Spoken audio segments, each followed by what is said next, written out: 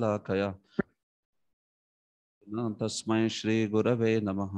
श्री चैतन्य मनोभीष्टं स्थापितं येन भूतले स्वयं रूपः कदा मह्यं ददाति स्वपदान्तिकं।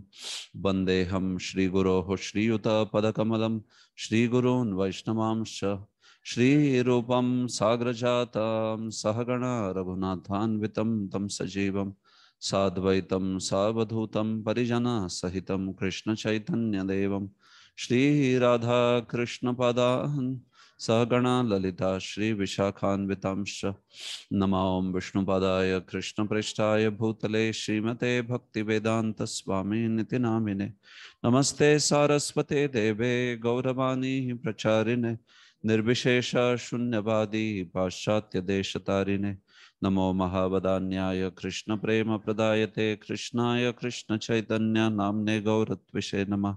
हे कृष्ण करुणा सिंधो दीनबंधो जगतपते गोपेश गोपिका कांत राधा कांत नमोस्तुते तप्त कांचन गौरांगी राधे वृंदावनेश्वरी वृषभानो सुते देवी प्रणमामि हरिप्रिये वाञ्छाकल्पतरुभ्यश्च कृपा सिन्धुभ्यैव च पतितानां पावनेभ्यो वैष्णवेभ्यो नमो नमः।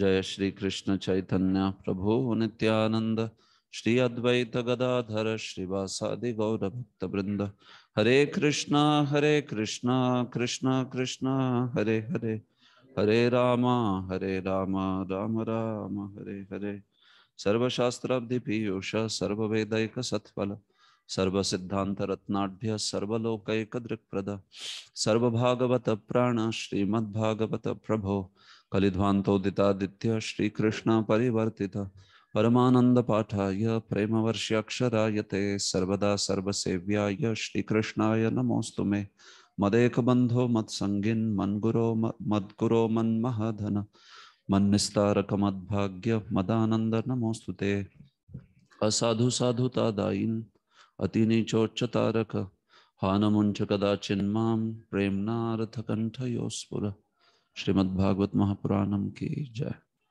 हरे Krishna. So apologies for the delay. I had conveyed to Prabhu one of the, our Suval Sakha Prabhu, but I think he only didn't come. Right. So I had just conveyed him to convey everyone that I'll be late by 10 or 15 minutes. That way. Okay, so fine. So we can start now. So yesterday we began with second chapter, which is the Lord in the heart. And we have seen till verse 7. So which is describing the criticism of karma phala. So can anyone tell how is this topic popping up from the last chapter? How is this topic coming up? Suddenly criticism of karma phala. Yes.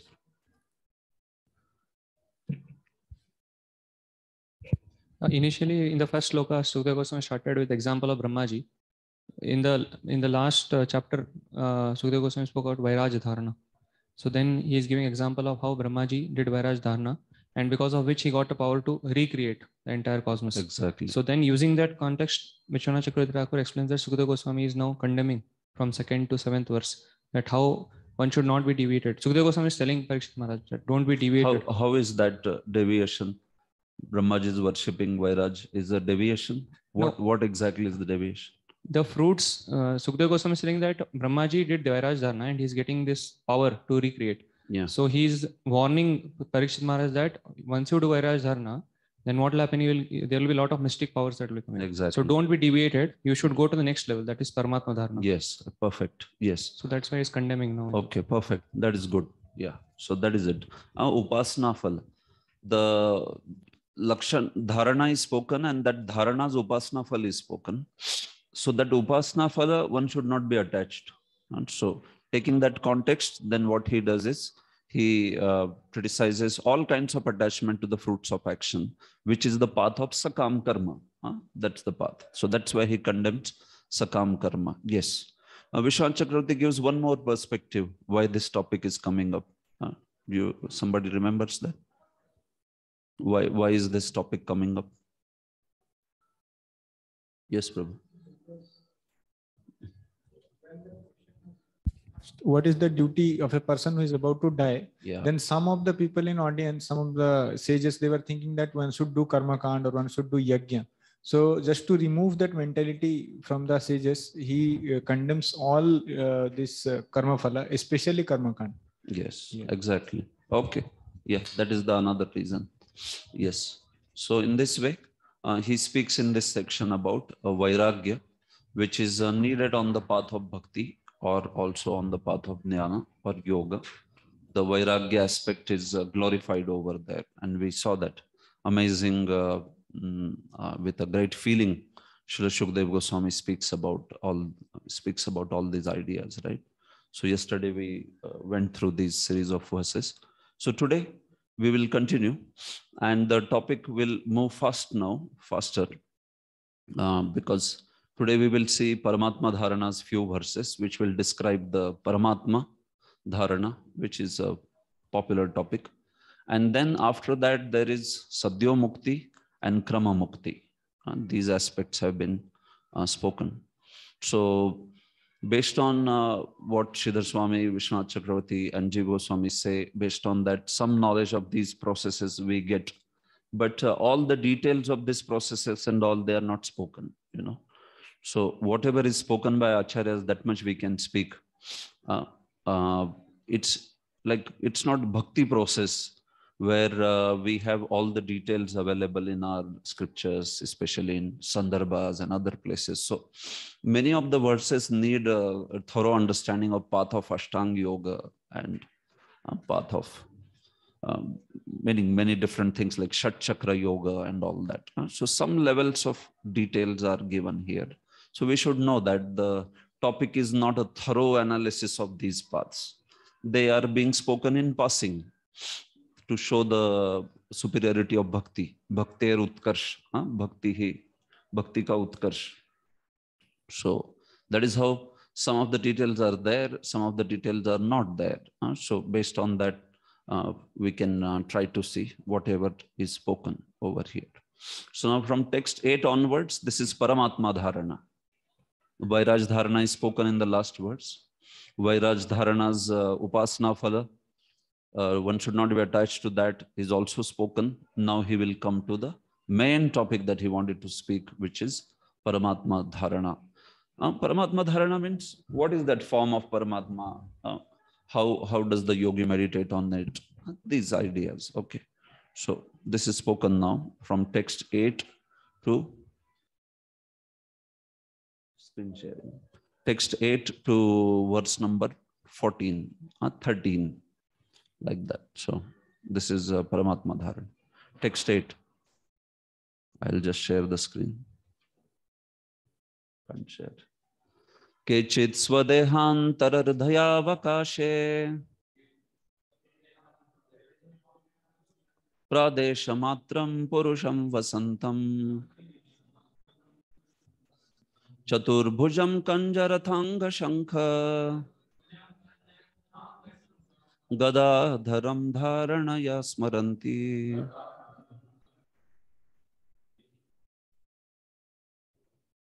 Yes. Translation.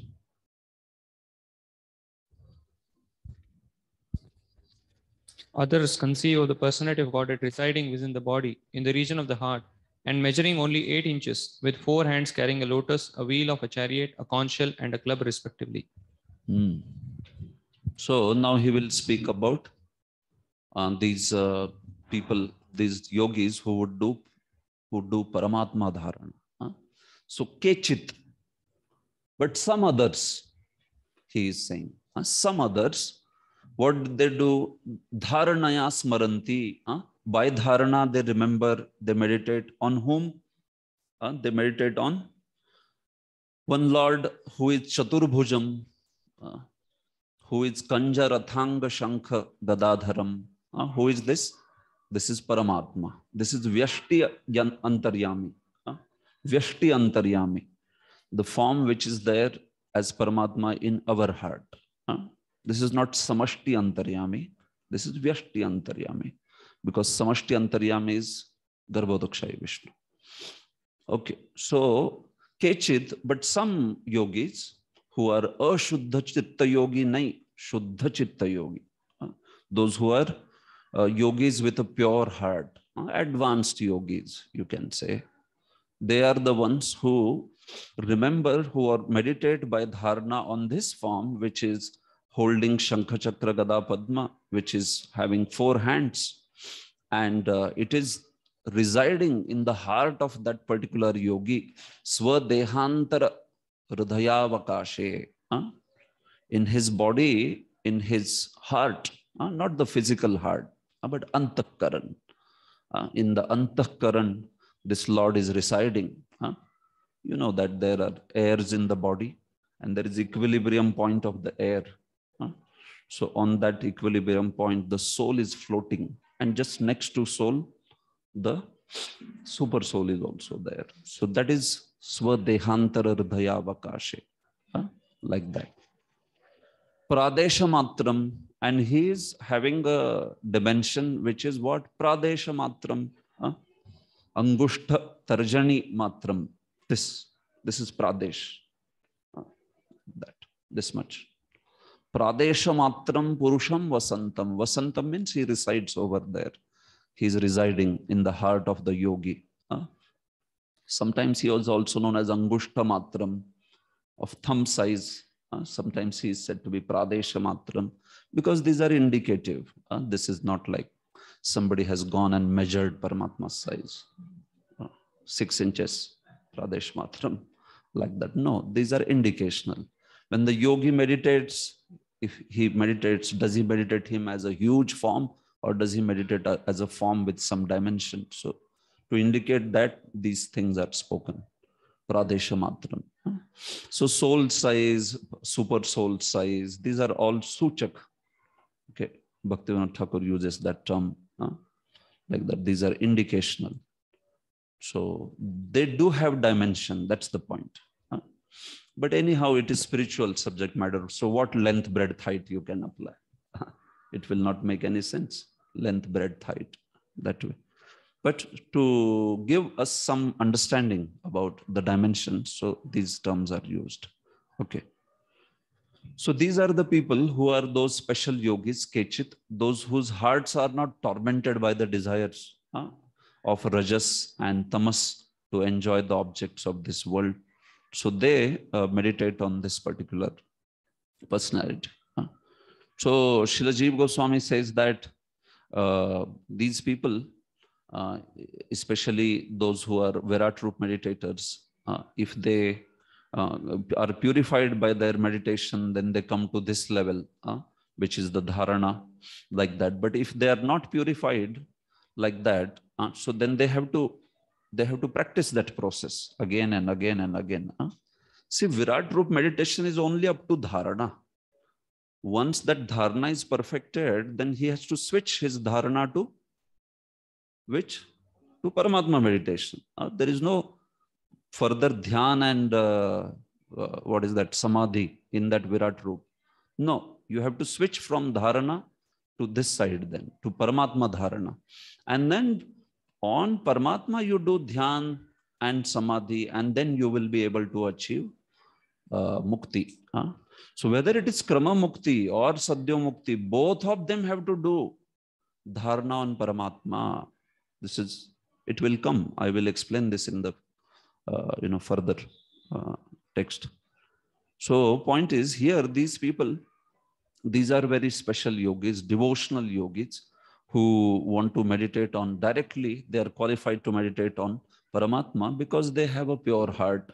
They are not so much, their mind is not so much wavering due to desires to enjoy the objects of this world, or because of raga, dvesha and all that. So that is the point. Okay. So that is the meaning of Kechit, these very special people, like that. Okay. Fine. So these devotees, meaning these yogis, although they are meditating on Paramatma, but still the goal is what? The goal is Sayujya only. Yeah, very clear. The goal is Sayujya, even for them.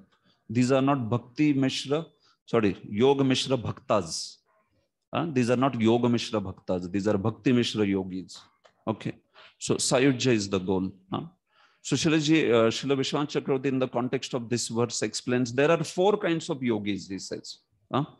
When you say talk the path of yoga, there are 4 kinds of yogis. First, he says, are the yogis who undergo yama, niyama, asana, pranayam and all this, but they don't have object of meditation as the Supreme Lord. They don't accept that object of meditation as Supreme Lord. So they may accept some other object, some other dharana, or they may just meditate on their pranas and mana, mind, or like that. There is prana, mano, dharana also. You meditate on your pranas. So they don't have any transcendental object for meditation. These are the first yogis. And he says these are not approved by Bhagavat. Bhagavat asammata. Bhagavat does not accept such yogis. This is a path which will not lead them to any perfection. So these are the first types of yogis. Then second, he says, second are the ones who take to Ashtanga Yoga, but they are too much bewildered or disturbed by Rajas and Tamas. So they take to Virat Roop meditation. And after Virat Roop meditation, then they meditate, after they are purified, they meditate on Samashti Antaryami. Okay, who is Garbhodakshai Vishnu. Samashti Antaryami, they meditate on that form of the Lord. So this is what Bhagavatam's 3rd canto 28th chapter describes. If you see the meditation over there, the meditation is of Garbhodakshai Vishnu who is lying down. There, the meditation is not on standing Paramatma, but on lying down Paramatma. So that is Garbhodakshai Vishnu. So then third, he says, is that those who undergo Virat Roop meditation, and then they meditate on Vyashti Antaryami, which is Vyashti Paramatma, which is the current context which is being spoken. These are the ones. And fourth one, he says, is that where they don't undergo any Virat Roop meditation, they directly go to the Antaryami meditation, Paramatma meditation. They are pure yogis, so who go directly. So now, what is the difference between second and third? There is not much difference. Only what is their object of meditation, that is what is being different. Both are having transcendental object of meditation only. Whether Samashti Antaryami or Vyashti Antaryami, both are transcendental objects of meditation. So as such, there is no difference, but he is telling difference by the process of the sadhan which they are having. Kya hai bhai, tumhari dharna kya hai? So dharna is Vyashti Antaryami or dharna is Samashti Antaryami. Based on that, these people will be, they are being differentiated. That is the only thing. Otherwise, no difference. Both have the transcendental objects. And then fourth one is where they don't undergo any Virat Roop meditation. So this is how Srila Vishwanath Chakravarti explains 4 types of yogis. So that is why what goes on popularly in the name of yoga is actually not approved by Bhagavatam. You meditate on candle or monkey or, some red color or, whatever, your favorite object, your favorite woman, they say outside. This is what they speak actually in yoga. And so you can imagine what will be happening there with sense, mind and senses like that. So anything. Your favorite deity, they will say. And then dharna should be such a way that deity explodes. That is perfection of their dharna. That is their idea. Like that. So very bogus kind of meditation. So Bhagavat asammat. Bhagavat doesn't approve any of them. He says that, Vishwanath Chakravarti.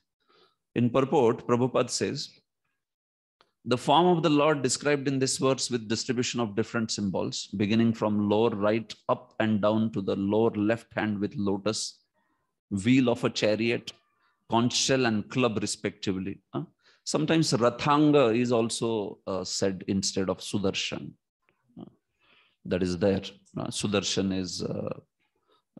is sort of equated with Rathanga. There is even etymological meaning which can correspond to Rathanga as Sudarshan. That's there. It's explained. So it is basically referring to Sudarshan Chakra. So here, this particular form which he is speaking is Janardana, he is saying. Because this is Vyashti Antaryami. Om Janardanaya Namah. Right. So this is Janardana. Form is known as Janardana. The specific, Prabhupada is describing the specific, the way he holds, like that, respectively, beginning from lower right hand up and down to the lower left hand. So begin with lotus, then chakra, then gada, and then shankha, and then gada. So that is Janardana. This way. So Prabhupada says there are different forms which are there in spiritual world based on different positions of Shankha, Chakra, Gada, Padma, right? You know, Shankha, Chakra, Gada, Padma. Then you have different positions if you wrote it, 4. So what it will be? 4 factorial, right? Combinations. Yeah. So that's what, 4 factorial. So 24 combinations. So Prabhupada is describing that this way. Prabhupada says, the Lord exists as Purusha or the male enjoyer, although there is no comparing him to any male form in the material world. But all such forms are Advaita, non-different from one another. And each of them is eternally young. The young Lord with 4 hands is described, nicely decorated as described below. So Purusha, he's a male form, and he's most beautiful. Purusha. He's 16 years old. And Lord Vishnu also 15 years old or 16 years old. Kaishor Vayas, he is also Kishor Vayas. So everybody in Vaikuntha is Kishor Vayas, even the associates of Lord. So like that. Text 9. Prasanna Vaktram Nalinayate Kshanam Kadamba Kinjal Kapishanga Vasasam Lasan Maharatna Hiranmayangadam Spuran Maharatna Kirita Kundalam. Yes. Read. His mouth expresses his happiness. His eyes spread like the petals of the lotus, and his garments, yellowish like the saffron of a kadamba flower, are bedecked with valuable jewels. His ornaments are all made of gold, set with jewels, and he wears a glowing headdress and earrings.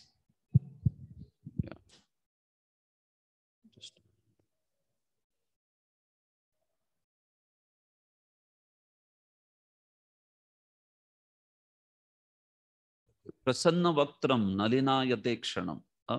He has a very, very pleasing face. Mouth expresses great happiness. And he has eyes which are spread like petals of a lotus. Nalinayata. Very beautiful eyes. Large petal-like eyes, which extend up to ears. Kadamba Kinjal Kapishanga Vasasam. And he has a very beautiful, dhoti, robes. His Pitambar is Kadamba Kinjal Kapishanga Vasasam. So it is like you have seen the Kadamba flower. So the Kadamba flower has in it those saffron, yellow stems are there within the flower, right? So that is known as Kadamba Kinjal Kapishanga Vasasam. Kadamba Kinjal, that flower has, what do you call it? Inside, you understand, the stems that come out from inside the flower. So Kadamba Kinjal Kapishanga Vas. Lasan Maharatna Hiranmayangadam. And he wears very beautiful, valuable ornaments like Angada. Very beautiful ornaments which are having very valuable jewels, Lasan Maharatna. And these are golden ornaments. He wears Keyura, he wears Angada, he wears the Kankana, armlets, bracelets, like that. Very beautiful ornaments. Spuran Maharatna Kirita Kundalam.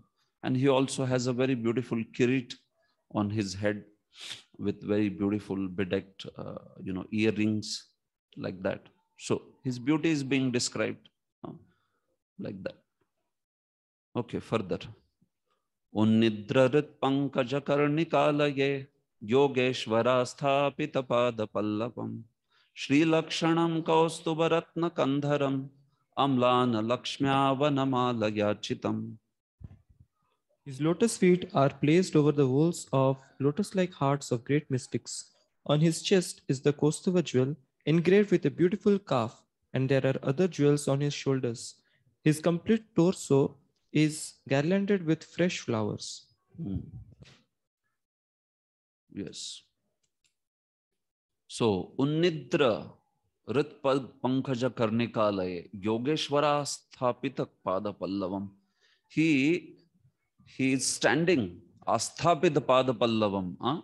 He is standing on the lotus-like whirl of lotus-like heart of a yogi who is Unnidra, who has woken up from his sleep, meaning one who has a heart which is blooming with devotion. Unnidra. So that devotee's heart is compared to a lotus. And on the whirl of that lotus, Lord is standing. His 2 feet are established over there. Yogeshwara Sthapita Pada Pallavam. So, Sri Lakshanam, he has on his beautiful chest, he has Srivatsa, Sri Lakshmanam or Sri Lakshanam, it can, both the words are there. So he has a very beautiful Srivatsa mark on his right part of the chest. So which is a line of golden hair, or it is said it is line of white hair. And Mother Lakshmi's residence is over there. Sri Lakshmanam, Sri Vatsa, one who is beloved of Lakshmi, like that. Sometimes this is also described on Vamastana, meaning the left part of the bosom of Lord. It's also Dakshina, sometimes also left, like that. So both the opinions are there. If it in South India, you will see they will always depict on the right side. Right side, Srivatsa is there. So that is considered the abode of Lakshmi. That is where Lakshmi Devi resides, on Lord's chest. That's why when Vamana came, you remember that, he was wearing the Krishna jinam, black deer skin, and then right part of his bosom was exposed.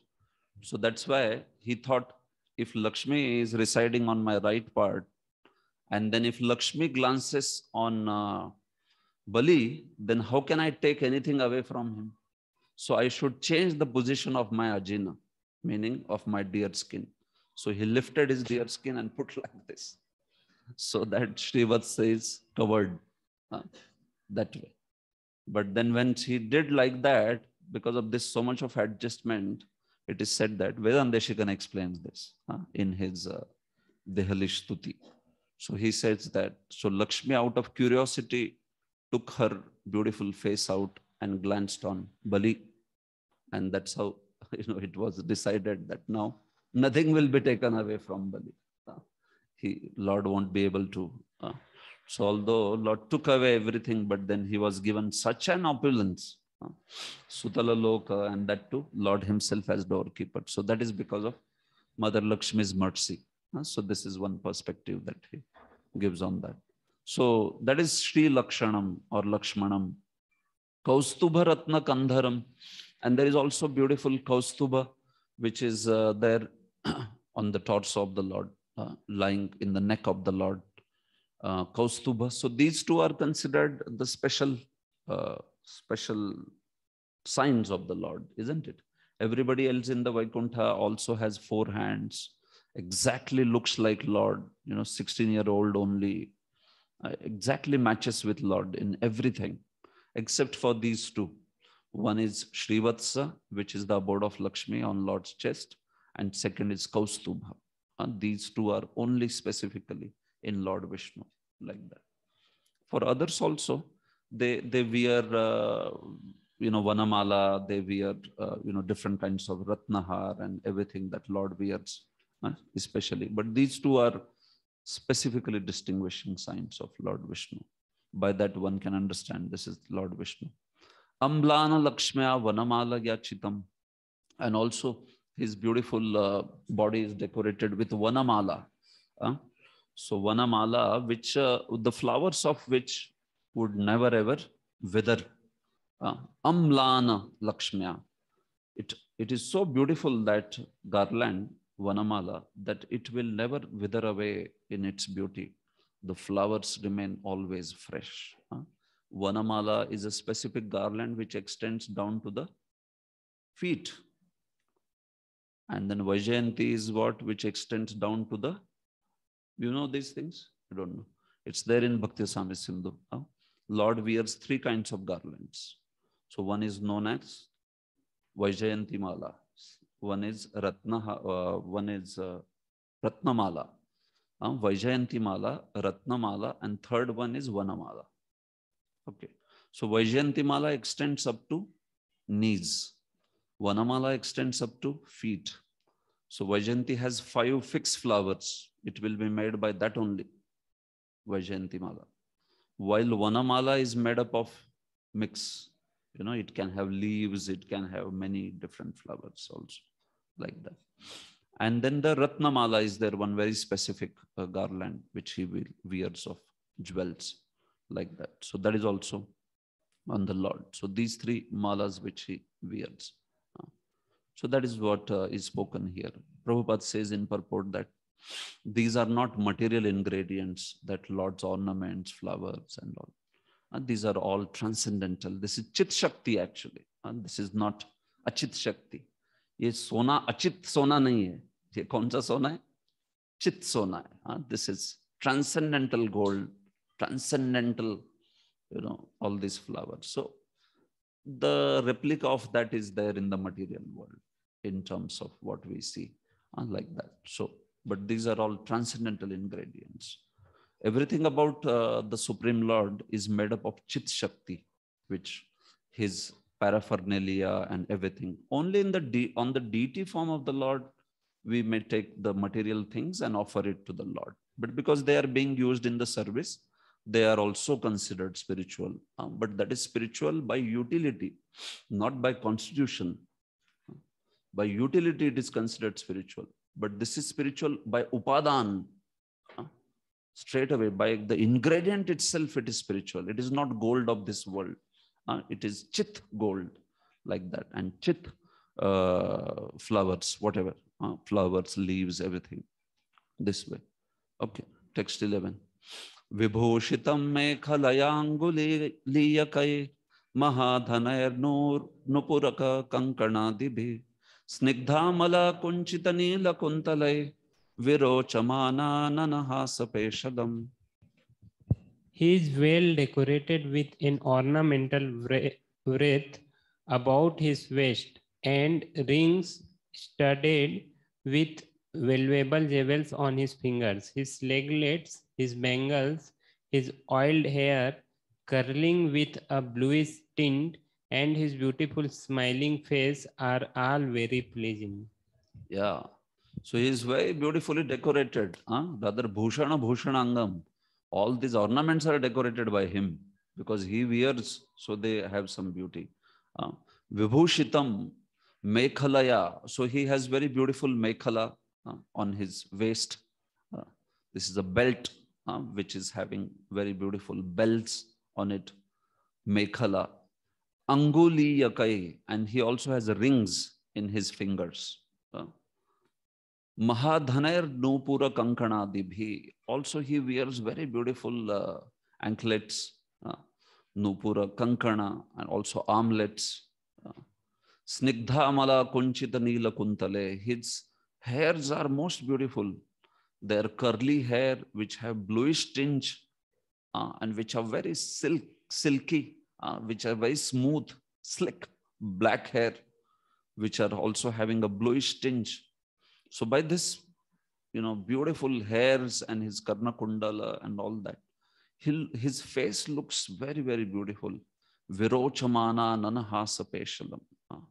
His face is extremely beautified because of all these ornaments, like that. So Prabhupada in purport, the Supreme Personality of Godhead is most beautiful person amongst all others. And Srila Shukadeva Goswami describes every part of his transcendent beauty, one after another, in order to teach the impersonalist that the personality of Godhead is not an imagination by the devotee for facility of worship, but is the Supreme Person in fact and figure. Prabhupada is saying, why is Shukadeva Goswami describing Lord?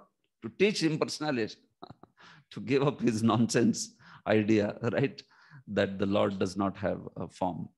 Mayavadi, basically impersonalist here will not mean Brahmavadi, because he knows Lord has a beautiful form. So Prabhupada's impersonalist means Mayavadi. Understand? Like that.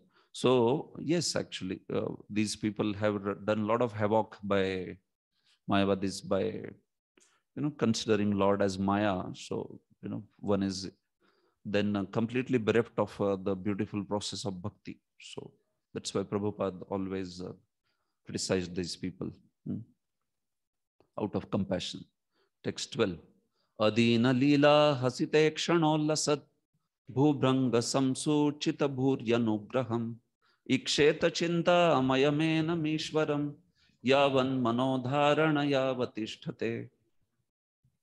The Lord's magnanimous pastimes and the glowing glancing of his smiling face are all indications of his extensive benediction. One must therefore concentrate on this transcendental form of the Lord, as long as the mind can be fixed on him by meditation. So Lord's face is considered full of benediction, bhuri anugraham, like that. So that face is described very nicely. It has a smile on that. And there are very beautiful magnanimous pastimes of the Lord. So because of such beautiful pastime, so he has always a very smiling face and he is glancing with a great delight on all his devotees. In fact, it is said that he has such beautiful pastimes going on. So when Lord is there, all his associates are glorifying him. And because they are glorifying him, so he is reciprocating with, his bhubranga. By his eyebrows, he's okay, like that. Somebody is glorifying. Then he is reciprocating with them by the movement of his eyebrows. So ऐसे नहीं कि भाई परमात्मा अकेला बैठा है उसको कुछ करने को है नहीं. Paramatma, this is Paramatma being described, isn't it? So when that Paramatma is there in Jiva's heart, but by his transcendental potency, all his associates are glorifying him. Shri is glorifying him, and his other, very special associates, 16 associates, they are glorifying him, and like that. And when he hears that glorification, like somebody is speaking something about you, then on the face, some bhav will come, no? So similarly, on Krishna, on Lord Vishnu's face, those bhavas come as Paramatma, hearing the glorifications of the devotees. So they must be glorifying some aspect of his magnanimous pastime. And then he hears and he's, wow, like that. So his face and his bhubranga keeps on changing because of his reciprocation with those devotees who are glorifying him. Like that, the commentary explains.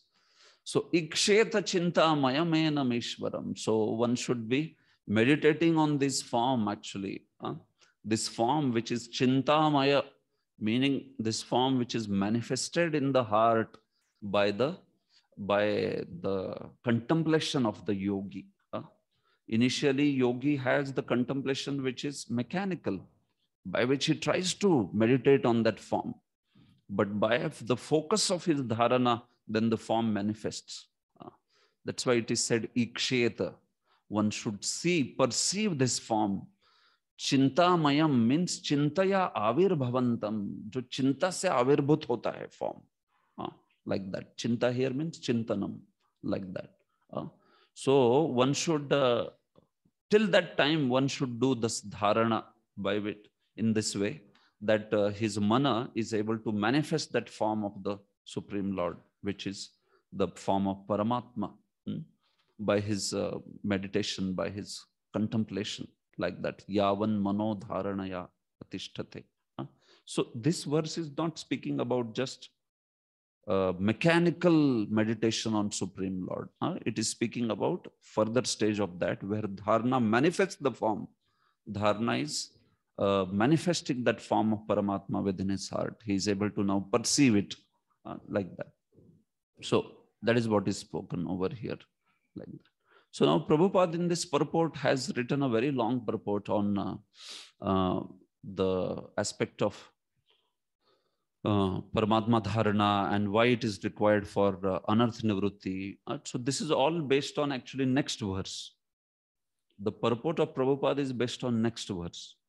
What is spoken in the next verse, he begins that discussion here itself, like that. So we'll see that, but we'll see first the next verse. Ekayekashongani dhiyanubhavayet padadi yavadhasitam gadabhrata jitam jitam sthanam apohya dharayet param param shuddhyati dhir yatha yatha. Yes. The process of meditation should begin from the lotus feet of the Lord and progress to his smiling face. The meditation should be concentrated upon the lotus feet and then the calves, then the thighs, and in this way higher and higher. The more the mind becomes fixed upon the different parts of the limbs, one after another, the more the intelligence becomes purified. So, dharana was spoken in the last verse. This verse is speaking about dhyanam. You understand what is the difference between dharana and dhyana? Remember? Yeah? Yeah, limb by limb is dhyana. Yes. And bringing the mind from the other objects to the general, not general, but the total form of the Lord is known as dharana. But now limb by limb becomes dhyanam.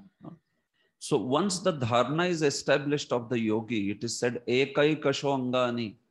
He should meditate on one limb of the Lord. Padadi yavad hasitam. So right from beginning from his lotus feet to his smile, hasitam. Okay. So like that, one should meditate on one limb.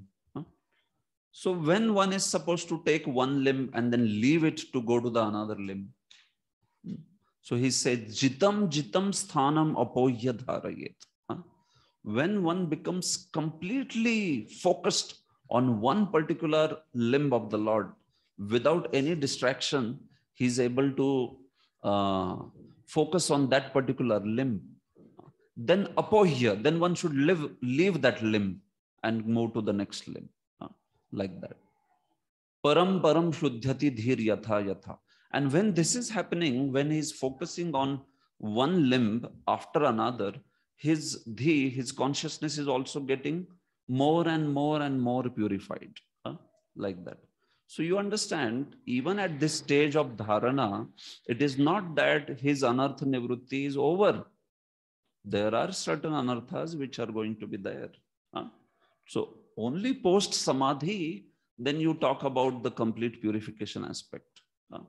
Like that. Even after that, there will be sometimes a desire to see these planets. That is what is Krama Mukti. So point is what, when you talk about this contamination, no, just as in bhakti also anartha nivrutti is over only at the stage of prema. So similarly here also, as the yogi is able to manifest dharana and further he is doing dhyanam, but still it is said that he becomes more and more purified. So his consciousness becomes, it gets rid of that contamination at finer and finer level. Param param shuddhyati dhir yatha yatha. Jaise jaise unki chetana shuddha hoti jati hai. Like that, he should move on to the next limb. It is said, jitam sthanam apohya dharayat. So taking commentary of this, Prabhupada has written his purport actually of the prior verse, like that. So let us see this purport now. Prabhupada says, it is suggested herein that meditative devotee should try to concentrate on described form of the Lord as long as the mind can be fixed upon him. So this is dharana aspect. So Prabhupada says for this, actually the deities, meditating on the deities is a even easier option. For a yogi to be able to meditate on Lord's form within his heart, and then such a dharana that it manifests the presence of the Lord is not so easy. But easier path is that one meditates on the deities, Prabhupada is saying. And that's why Acharyas have installed so many Archa Vigrahas. He says that. So he speaks how temple worship is not idol worship and all that. So deities as dharana shray, That is what is that theme of that particular Prabhupada's paragraph. Further, see, he says, meditation on the lotus feet of the personality of Godhead, the first processional step must show its effect by anartha nivrutti. So he says that when, so this is referring to that yatha yatha dhi, next verse's last line of that verse. So it is based on Srila Vishwanath Chakravarti's comment, where Srila Vishwanath Chakravarti says this, you see, yatha yatha dhishcha shuddhyati vishay lampatyam tyajati tatha tatha dharayet iti chutta shuddhi taratamyena iva dhyana taratamyam uktam. Prabhupada is directly quoting from Vishwanath Chakravarti's commentary. This line is there from Vishwanath Chakravarti's commentary directly. So Prabhupada is quoting that and explaining. So here Vishwanath Chakravarti says, yatha yatha dhishcha shuddhyati vishay lampatyam tyajati. So when he can move to the next limb, it is said in dhyanam, when he abandons the attachment for sense objects, vishay lampatyam tyajati. So meaning that although he is at the stage of dharana, he has some attachment for vishayas and all that. So he is able to see that he is becoming purified more and more and more. Then he moves on to the next limb, like that. Vishay lampatyam. Vishay lampatta ko tyagta hai. Chitta shuddhi taratamya naiva dhyana taratamya. How, if he has a certain aspect of contamination, that gets cleared up, then only he moves to the next limb, like that. So a very great detailed explanation of this is not there in any tika or like that. But the point is this, that there is chitta shuddhi taratamya, meaning that as and when he becomes purer, he moves to the next limb to do dhyanam on the Supreme Lord. So taking this particular idea, Prabhupada has written the whole purport, where he says that one should understand that anartha nivrutti should be seen when one is meditating on lotus feet of the Lord, or when one is serving the Supreme Lord. Then the anartha nivrutti should be visible, that the person's anarthas are getting away and they are getting cleared. Otherwise, what is the proof of the purification? So what is the grossest type of anartha? Prabhupada says that is sex desire. So as we progress in bhakti, or as the yogi progresses in his yoga, so his heart should be becoming free from these anarthas. So Prabhupada also quotes that tushti, pushti, kshudha paya. Prabhupada quotes that example. As a person feels his hunger satisfied, so similarly, that way. So here further, we have previously discussed that the transcendentalist is required to be self-sufficient and should not beg from rich blind persons to fulfill the bare necessities of life. Now here he says, especially Shukdev Goswami has suggested some alternatives for bare necessities of life, like Chirani Kim Pathina Santi and all that, namely the problem of eating, sleeping and shelter. But he has not suggested any alternative for sex satisfaction. Prabhupada writes. Right? So that Swasamartha, Anyatha Siddhi, you accomplish all these chirani, some torn clothes, some place for residence, some water to drink, some eating, but he has not given some alternative for sex life, Prabhupada says. That is to be avoided only completely. That is to be given up this way. So Prabhupada writes practically, one who has sex desire still with him should not at all try to accept the renounced order of life. So especially sannyas by renounced order of life. A brahmachari naturally, he is struggling with the sex desire, right? Otherwise, if the statement has to be applied to brahmachari, then then you are applying it to siddha, right? How is he a sadhaka? So it applies to sannyasi actually, like that. So Prabhupada comes still to a more practical level. If it is a standard for sannyas, then still it's a very high standard. No desire absolutely. So Prabhupada says, for one who has not attained to this stage, there is no question of a renounced order of life. That is the real standard. So by the gradual process of devotional service, under the guidance of a spiritual master and following principles of Bhagavatam, one must be at least to control the gross sex desire. See, Prabhupada is even giving more practical, that such a person should at least be able to control his gross sex desire. Sometimes mind may run towards the sense objects, but at least one, before one accepts the renounced order of life, which is sannyas, one should be able to at least able to control the gross aspect of that particular desire. And then once that is done, one will slowly also get rid of the mental aspect that way. But yes, the real standard of renounced order of life is one is free from the desire for sex life. So Prabhupada is putting that first and then explaining this thing that way. Now Prabhupada also connects this meditating on one limb to reading Bhagavatam, where he says that Bhagavatam, you should be reading Bhagavatam canto by canto. Because just as this yogi is having darshan of the Lord from feet to the face, similarly Bhagavatam is also compared Bhagavatam's cantos, isn't it? The first pado prathamo dvitiyo, what is that? Pado yadiyo prathamo dvitiyo, right? The first two cantos are considered the Lord's lotus feet, and further all the way up to 10th canto. So Prabhupada connects that way also very nicely. That's why one should read Bhagavatam canto by canto. If he cannot just jump on the 10th canto, Prabhupada says, especially one should be free from the sex desire. Otherwise, one is just trying to enter into Bhagavatam's exalted confidential subject matter without understanding what is the qualification. It's like fools rush in where angels fear to tread. It's like that, isn't it? So Prabhupada is saying that. So that is why. So this is the point of Prabhupada, that chitta shuddhi taradamyena, by jitna chitta shuddha ho raha hai, uske hisab se dhyan mein anga jo hai, upar ka anga jo hai wo leta jayega wo. He will be gradually proceeding in his meditation depending on his chitta shuddhi.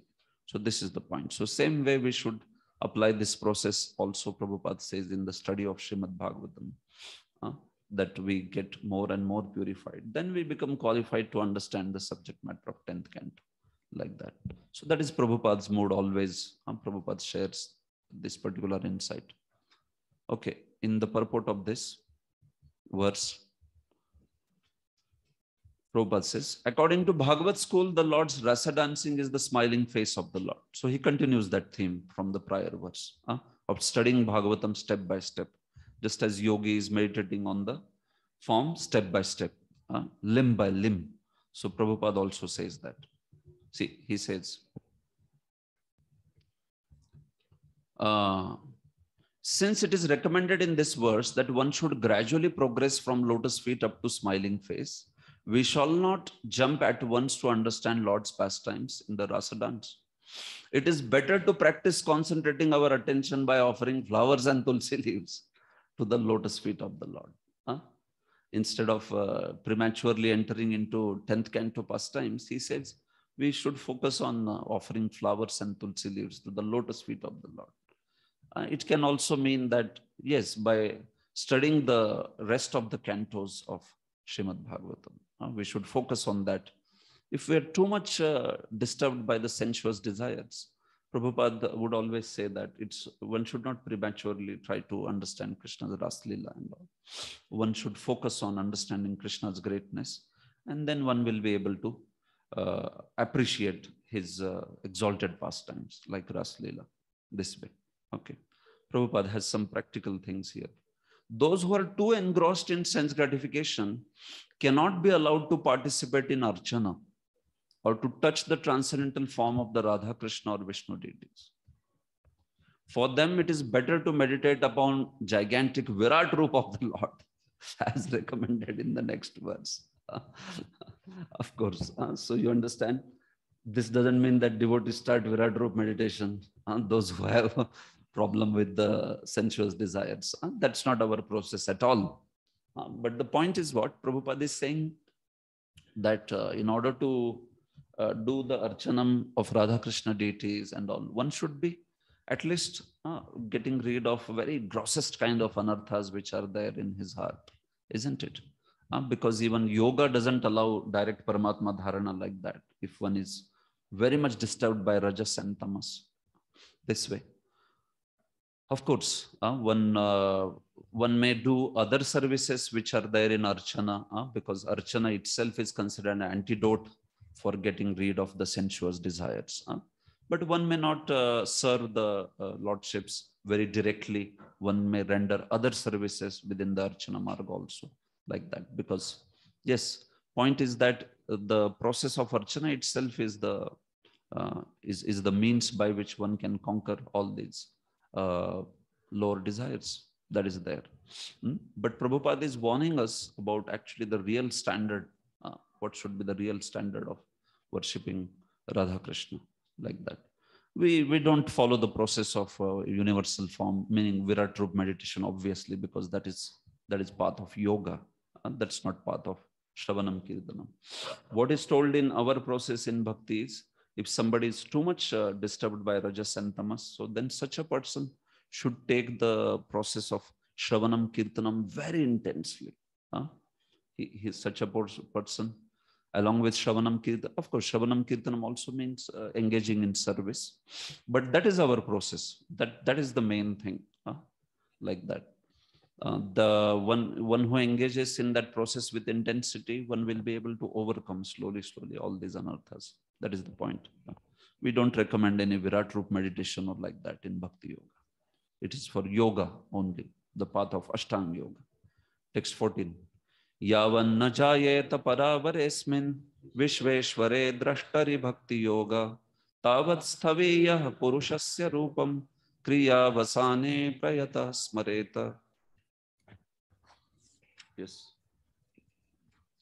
Unless the gross materialist develops a sense of loving service unto the Supreme Lord, the seer of both the transcendental and material worlds, he should remember or meditate upon the universal form of the Lord at the end of his prescribed duties. Yeah. So, as far as yoga is concerned, if somebody is too much disturbed by, sensuous desires, then for him to do that dharana on Paramatma is not possible only. That's why he is recommended for Virat Rup meditation. Somebody can say, that why he is being told to do Virat Rup meditation. Anyway, he has to come to Paramatma meditation, so let him do. Like, we can also say that we have Shravanam Kirtanam, right? So if somebody is very sensuously agitated, we will say, still do Shravanam Kirtanam. So same way we can say there also. What is the problem? You understand what I'm saying? Yes. So how will you answer this? Yes, anyone? Yes, Prabhu.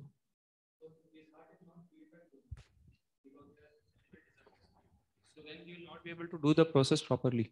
Yeah. Because a purified heart is required by doing for what? For Paramatma Dharana. Yes. Why is a purified heart required? Because it is because internally he is meditating on the Paramatma. It is Smaranam. Exactly. That's the point. See, Shravanam Kirtanam also, but Shravanam Kirtanam is very easy to practice even in the conditioned state. One can access its potency. But because the process there is Smaranam, no. It is Dhyanam. So it is not easy. If one is not purified enough, then he will not be able to do only that Paramatma Dharana. It's already a very difficult process. So that's why such a person is recommended to do Virat Rup meditation and, see the Lord in that manner as Virat Purusha, get rid of his attachments, his envy, his hatred, his his so many attachments in the world. And then one is able to progress to Paramatma meditation.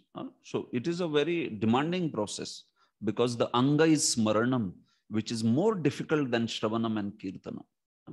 Shravanam and Kirtanam, they don't need to practice, they don't need Antakaran Shuddhi.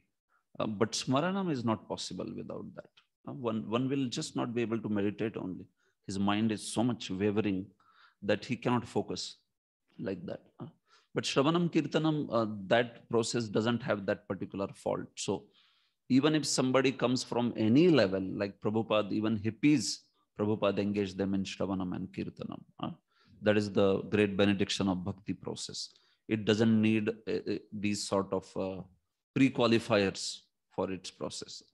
You can engage directly in Shravanam, Kirtanam. And of course, practical service, those aspects come only. Within Shravanam, it will come. So then one is able to progress further. So that's why this verse is saying, Yavanna Jayat Paravaresmin. Till the point that Bhakti Yoga in Vishveshwara, in Paramatma, in that Drashta, not Drishya, but in that Drashta, Bhakti Yoga is not invoked. This Bhakti Yoga is, of course, Yoganga Bhuta Bhakti Yoga, meaning it's a Bhakti Yoga which is part of yoga process. It is not pure devotional service. Tavat sthaviyah purushasya rupam kriyavasane prayatah smaret. So till that time, the person should do a meditation on Virat Rup, like that. So that is the point. So Prabhupada is translating the sense of loving service in the sense of, again, Paramatma meditation. That is the sense in which he is translating this, like that. Because this verse is not talking about the bhakti process at all. There's no question of bhakti process here. What we are talking is here is the Paramatma meditation, which is Bhakti Mishra Yoga. So that's why Bhakti Yoga here actually means, Vishwanath Chakravarti says what? He says that this is Yoganga Bhuta. See, Bhakti Yoga, Yog Anga Bhuta Dhyana Lakshana. Meaning, ye jo bhakti hai, wo yog ka ang hai. This bhakti is limb of yoga. Like that. That is the point. Yoga is the main path that he is following, and in that this bhakti is one of the anga. Isko bolte yoganga bhut. Just like jnananga bhut. Bhakti is sometimes the path of bhakti is considered limb of jnana process. So then it becomes jnananga bhuta. Here it is yoganga bhuta, dhyana lakshana. So that is what is this. So till the time this doesn't happen, Paramatma Dharana, he is not able to come to that level. Till that time, he should do what? He should do Virat Rup meditation and make his Dharana as solid. Then one will be able to further proceed to Paramatma Dharana. So Prabhupada here, he's writing, the real purpose of life is to make contact with the Lord and be engaged in his service. That is the natural position of living entities. But those who are impersonalist and are unable to render any loving service to the Lord have been advised to meditate upon his impersonal feature, the Virat Rupa or universal form. So Prabhupada is addressing that idea like that. So Virat Rupa meditation is done, and then by that Bhakti Yoga comes, meaning that the person comes to Paramatma meditation. And if we have to take this Bhakti Yoga to mean pure devotional service, then as I said before also, then it has to be with association of devotees. If the Bhakti Mishra Yogi gets the association of devotees, then with that causation, you can say that he comes to pure devotional service. Then it is acceptable. The verse is like that way. Otherwise, naturally from Virat Rup meditation, he cannot progress to pure devotional service. That is not possible. It is only possible by the association of devotees, like that. So in that sense, then we can also see the verse from that angle and this way. So Prabhupada writes in this manner then that only when he meditates on Virat Rup, then he will be able to progress further. Okay.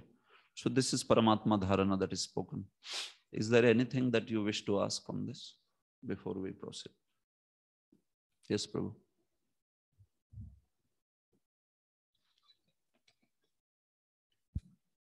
In the purport, it was mentioned that impersonalists and voidists are suggested to meditate on Virat Rup because they are not sufficiently purified.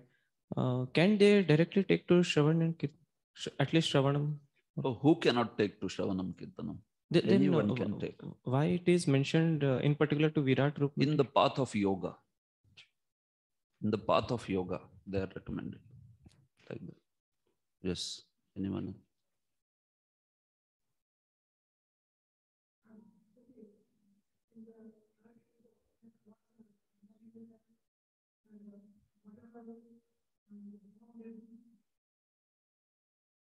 Yeah, I remember the verse. Yeah, 3 yad vibhu.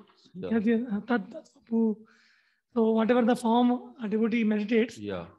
So now, like Prabhupada told that we have to meditate on DT. So like suppose we are meditating on Radha Vrindavan Chandra. So but here in the beginning we saw the 400 forms of Lord Vishnu. So in the case of Bhakti Yogi, does the Lord manifest in the heart as the deity in which we are meditating, or as the 400 form, or like what form does the Lord will manifest? Yeah, if you see the explanation of that verse, you can read Vishwanath's commentary on that. Shri Jiva Goswami also, both of them comment in the same way. That refers to yad yad dhiya, by the form that they meditate on. That refers to basically what? That as a sadhana bhakta, the particular form of the Lord that they meditate on, whether they meditate on, Shama Sundar Krishna, or they meditate on Varaha, or they meditate on Nrasimha, like that. That form Krishna manifests when they become Siddha, meaning when they develop the love of Godhead. That's the meaning of that verse. Okay. So there, the form, the understanding there over is about the form of the Lord per se. It's not about, okay, this deity or that deity or this particular deity or like that. No, it's Shama Sundar. Any deity you have in the whole world, whatever. So we meditate on that, we serve the Lord. But our idea is that this is our Shama Sundar, like that. So from that angle, the verse is speaking, that idea is spoken. It is not to say that somebody is worshipping a particular deity, so then Lord manifests that particular form to the devotee. So as far as the verse is concerned, that is what it is talking about. So when we worship a certain deity like Vrindavan Chandra, and we become attached to that particular Ishtadeva, that form, so we do that is with the clear-cut understanding that this is our Shama Sundar. And when we see another deity which is there at other place, we will not consider that this form is different and that form is different. That idea is not there. Although one may have the particular feeling of service, a great attachment to a particular form which one is worshipping, but the verse is not saying that so only that particular form will be manifested to him and not some other form, some other deity form of the same Lord. Who is that? Shama Sundar. So the verse, the explanation there in terms of Tattva is like this, that you accept the form which is Shama Sundar Krishna or Dwarakadhish Krishna, or you accept a form which is Varaha or Nrasimha, and be clear with that, because what you are worshipping is what you are going to see. So if you are worshipping Nrasimha Dev and you are constantly developing the feelings of devotion for that form will only be manifested.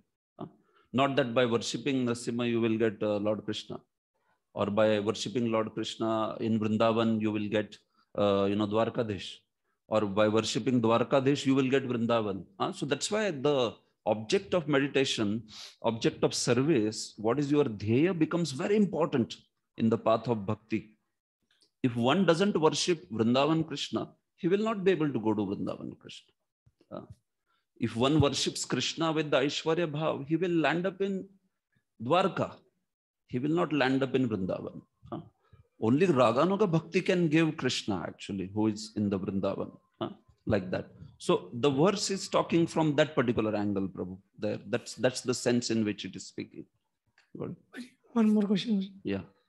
In the purport, Prabhupada told that until one is absolutely free from sex desire, one should not accept some sort of life. Yeah. So what is the exact meaning of desire? Because there's one verse by Yamunacharya where it says, Yadavadi, he's also the thoughts of sex desire is coming, but he's spitting at the thought. So desire, does the desire mean that a thought only will not come, or thought may come, he will neglect it? I don't have desire. So what is the meaning of desire? Yeah. Yeah, that particular verse, which is Yamuna Yadavadi Mama Cheta Krishna Pada Ravinde. So that particular verse is not found in Sri tradition. So, Prabhupada has quoted this many, many times. So we can understand that verse only in terms of our Acharya's explanation. Okay, this is what I want to tell first thing. Because that verse, our Gaudiya tradition only has quoted that particular verse.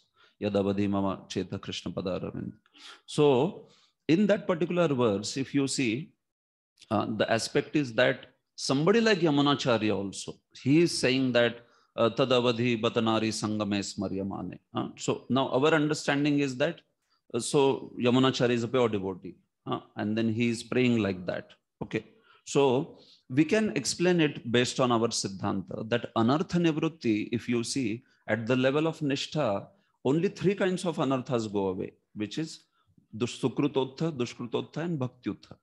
But the fourth anarthas, Aparadotha, they don't go away. So that is why, because of that anarthas, so there might be kama and krodha and everything in a devotee's heart, even post anartha nivrutti. But how is that kama krodha? That is Cheta yetai anaviddham. What is the verse? How does it begin?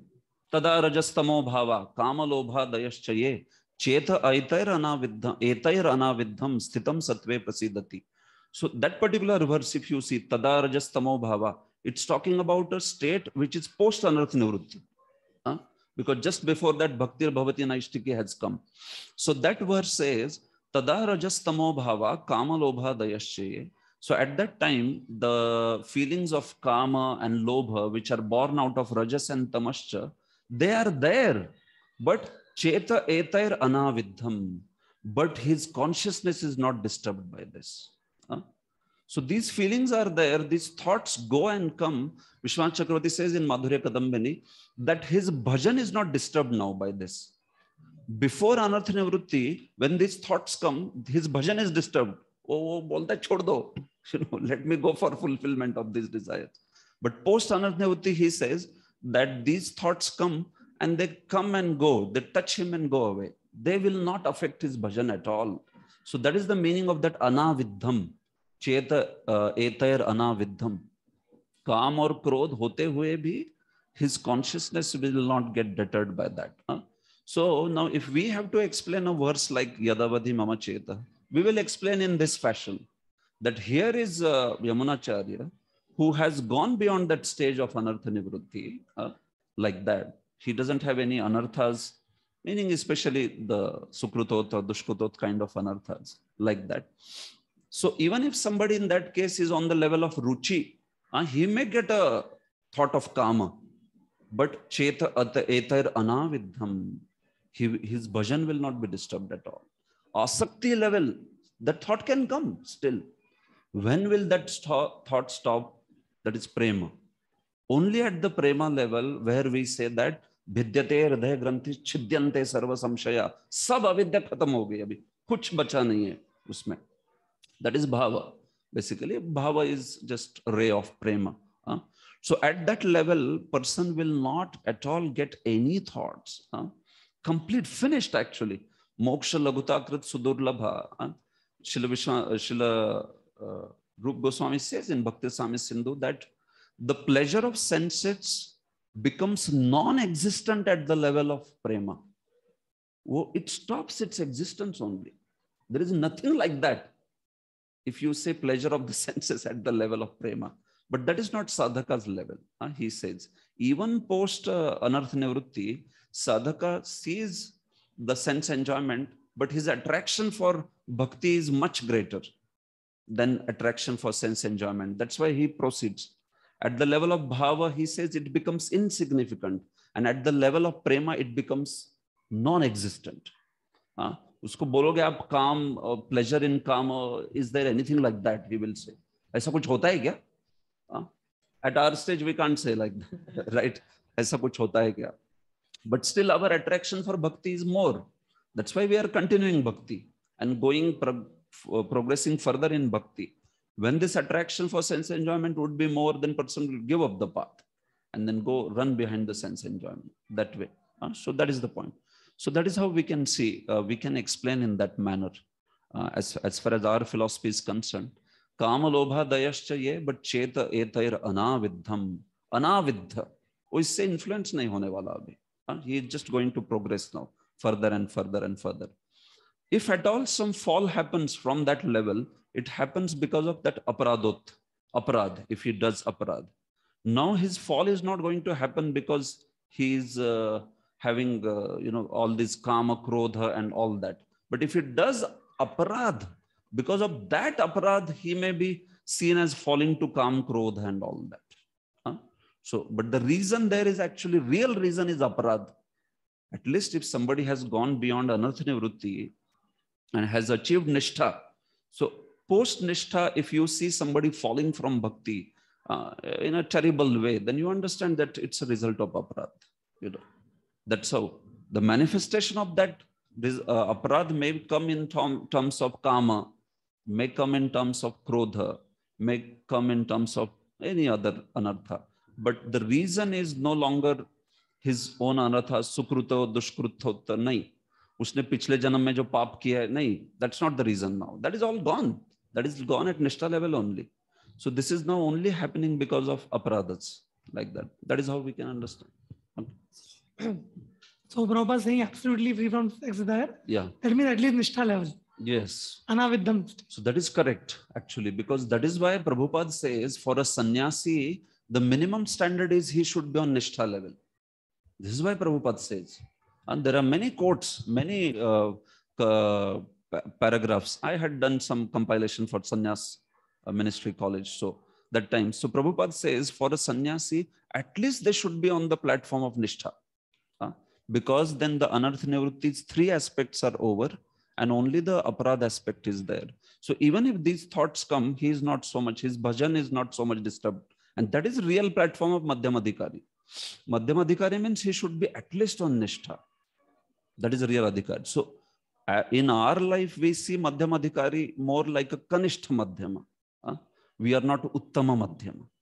There is Kanishta Madhyama, Madhyama Madhyama, Uttama Madhyama. So actually Madhyamadhikari means nishtha. That should be the standard. So at that level, as you are saying, even if the thoughts come, he will not be influenced by it. That's the point. Clear? Very good. Yes, Prabhuji.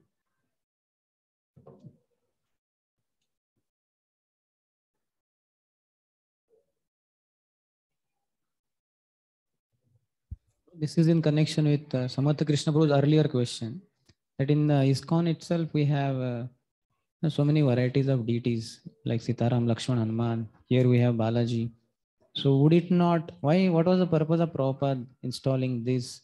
Because what you said, that meditation then. Yeah.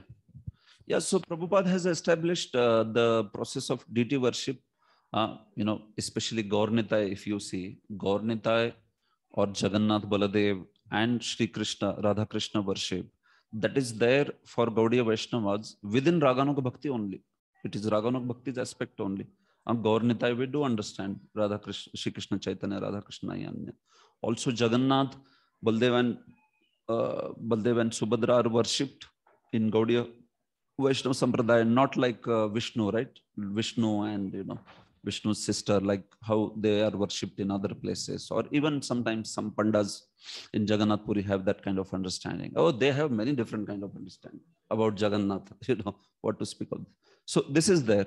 So now the purpose over here is to, to engage them in the Archana Vidhi. And by that Archana Vidhi, purify the heart, purify the mind and the senses, and progress further to the path of Raganuga Bhakti. So I am not saying that at the process, at the level of Raganuga Bhakti, then what does one do with the deities? Then one gives up these deities or ISKCON. No, that's not the point. But the point is this, that it is more like a general arrangement to engage devotees in the process of Archanam, by which their heart gets purified, and by which then the qualification for Bhagavad Vidhi, Shravanam, Kirtanam, Smaranam can come with a great qualification like that. So now, if one is worshipping these deities with the understanding that these are the instructions of Guru, and we worship them with love and devotion, but we know that within our heart, what we are aspiring is to achieve the lotus feet of Shri Radha Krishna in Vrindavan. So if that understanding is very, very clear, so then even if one is worshipping these deities as per Guru Maharaj's instructions with love and devotion, because the sankalpa will matter very much. You know, what is his sankalpa? If he thinks that he will go to Vaikuntha, to Lord Nrsimha, by worshipping Nrsimha, if that is what is his sankalpa, that's why Vishwanath Chakravarti says two things are there. There is sankalpa and there is sadhana. So he says, what you will achieve in bhakti will depend on your sankalpa and your sadhana. So you should also have right sadhana and you should also have right sankalpa. So sadhana means the means, sadhana means the means, and sankalpa is what is that your understanding, what is your consciousness.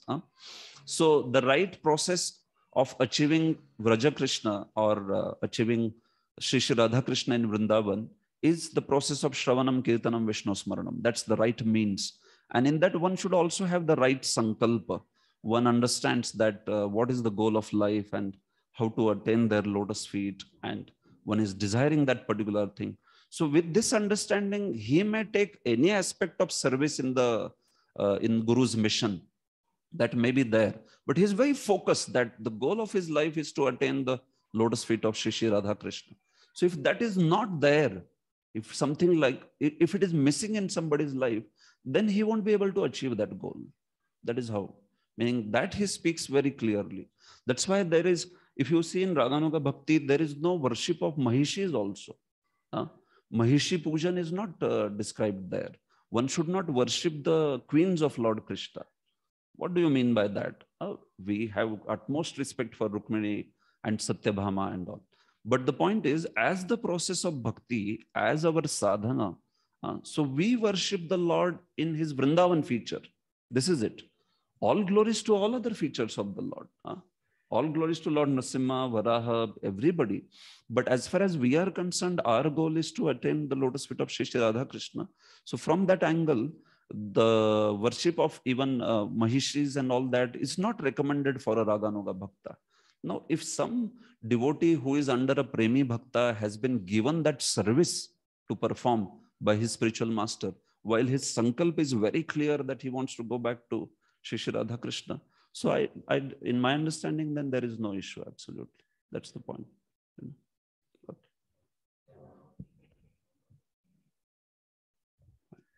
Okay, so thank you for these questions. So now we move on. This is text 15. So now begins this yogi when he wants to give up the body and attain Brahma. So what should he be doing? What is the process of giving up? So that is spoken from text 15. This is Sadhyo Mukti. This is the immediate liberation, like that. He has done Paramatma Dharana, he has accomplished Dhyana, he has accomplished Samadhi. Now he wishes to give up his body. So what should such a yogi do? And how does he give up the body and attain? So then that is spoken over here from text 15 onwards to verse 21. That will speak Sadhyo Mukti. Sthiram sukham cha sanamastito yati yada jihasurimamangalokamam kale cha deshe cha mano na sajjayet pranan niyached vanasa jitasu.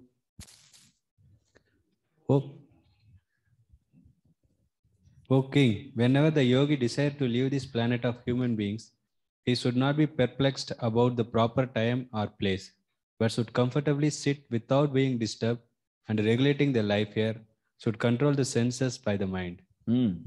So this is when yogi wants to give up the body. Yogi wants to give up his body. Aisne wo buddha ho gaya, marne ko aaya hai.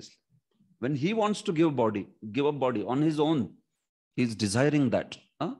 See, atha tasyeva bhakti mishra yoginaha swayam deha tyaga krityamaha. Now that Bhakti Mishra yogi's method of leaving the body has been described. That is what Swayam, on his own, he wants to give up the body. Yogis, do they want to just die in the natural course, or they want to give up the body in the way they want? Right? So that is yogi. He gives up the body when he wants to give up the body. In the sense, by his yoga process, he decides that, yes, now I want to give up the body. Then he follows Shat Chakra Yoga, and then he gives up the body by having the life air pass through the Brahmarandra. this way. So that is what is being described over here. That Bhakti Mishra yogi who perfected his dharana, dhyan, samadhi on Paramatma, and he has become pure now. He wants to go back to Brahman. He wants to achieve Brahman. So this person is being described over here. So sthiram sukham cha asanam astito yati. So he is perfectly accomplished in asanam, and when he wants to now, he has done that processes like yama, niyam, asan, pranayam, and everything he has accomplished. So now yada jihasu, when he wants to give up this lokam, this planet, or he wants to give up his body, so then he should not worry about kalecha deshecha manona sajjaye. He should not worry about the time. He should not worry about the place in which he is, because he has perfected. The path of yoga doesn't so much depend on kala and desha. Krishna also says in Gita, right? Naite sriti partha janan yogi muhyati kaschana. Krishna also says, he describes those two marks, Devayana, Pitrayan, and then he says, but knowing these two paths, yogi muhyati kaschana, yogi is not bewildered like that.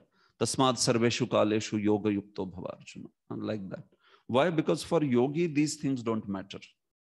And these Uttarayan and Dakshinayan and, Shukla, Ratri, Krishna Paksha, Shukla Paksha, all this is a subject matter which these criteria, these considerations are there, not for the path of a yogi. They are for Pitrayan, for those who want to achieve the higher planets like Pitruloka or whatever, Swargiya planets and all that. For them it is spoken. For yogi it is not spoken. So that's why here also it is said, Kalecha deshecha mano na sajjayet. Prananyached manasa jitasu. So now he is ready to give up his body. So he sits in the asan, he controls his life airs, manasa jitasu, and he wants to now become completely detached from everything and give up his body like that. So it is said, prana niyached manasa jitasu. He controls his senses through the mind. By the mind, he controls the senses, and now he sits to give up his body. So this whole process that is being described here, it is actually something called as manasa. What is that? Manasarpanam. Okay, whatever. It is mental offering, basically. What he does is, he stops identifying with everything. So he offers his senses to the mind, saying that I don't need the senses. Then he offers his mind to the buddhi, saying that I don't need the mind. So just as in creation, how things have come and who is superior, so he reverses that process. So when he says, I don't need the senses and offered senses to the mind, matlab kya senses nikal ke mind ko de raha hai wo? Nahi. How is he offering? He's offering mentally. Meaning he's saying now there that I don't need the senses. He stops identifying with the senses. It's like he doesn't have the senses now. Shabda Roop Sparsha Rasa Gandha jo hai na, that he will not think about anything of that. That is basically offering your senses to the mind. So then mind also has its sense object, which is thought. So then he wants to offer that to buddhi. Meaning now mind will not think about anything which is its own rumination of sense objects and all that. It will be completely under buddhi. So in this case now, buddhi will be telling him to focus on Paramatma in this particular case. So this is what is happening now over here. You understand that when it is said, prana niyachet manasa jitasu, one should control his prana senses by the mind, meaning now he starts this reversing process. Vishwanath Chakravarti explains this like that. Even Sridhar Swami explains in that manner only, that he starts offering back all these senses and mind and everything to the superior sense, like that. So this is how. So he meditates within his heart. See, even somebody like Yudhishthir Maharaj did this. You remember, right? It's there in first canto, where it is said that he offered his mind to the buddhi, and then offered buddhi back to the soul, and then offered the soul to the Shuddha Jiva, then offered the Shuddha Jiva to the Brahman. Like that it goes further.